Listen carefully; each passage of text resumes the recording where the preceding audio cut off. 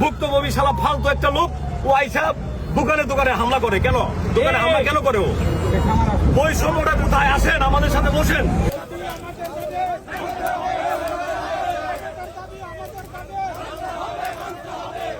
একটা টিমে কত হয় বিক্রি কত করতেছে, এটা নিয়ে আগে কাজ করেন। যেই লোকগুলা দায়িত্ব দেয় সরকার, সবগুলো অনভিজ্ঞ, তাদের বিন্দু মাত্র অভিজ্ঞতা নাই কিভাবে ডিমের কত খরচ হয়।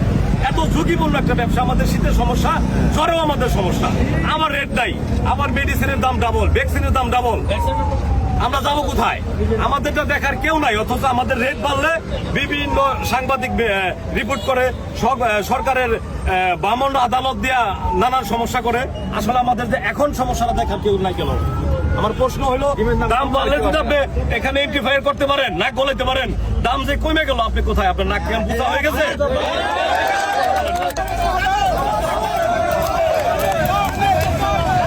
আমরা ডিম বিক্রি করি 7 টাকা 7 টাকা 20 পয়সা, সেই ডিমটা সাধারণ পাবলিক খায় 10 টাকা। কেন?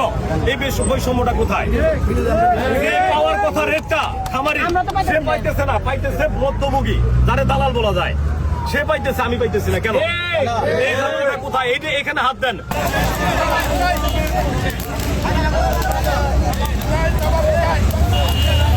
জরুরি ভিত্তিতে খাদ্যর দাম বেশি, বাচ্চার দাম বেশি, মেডিসিনের দাম ডাবল।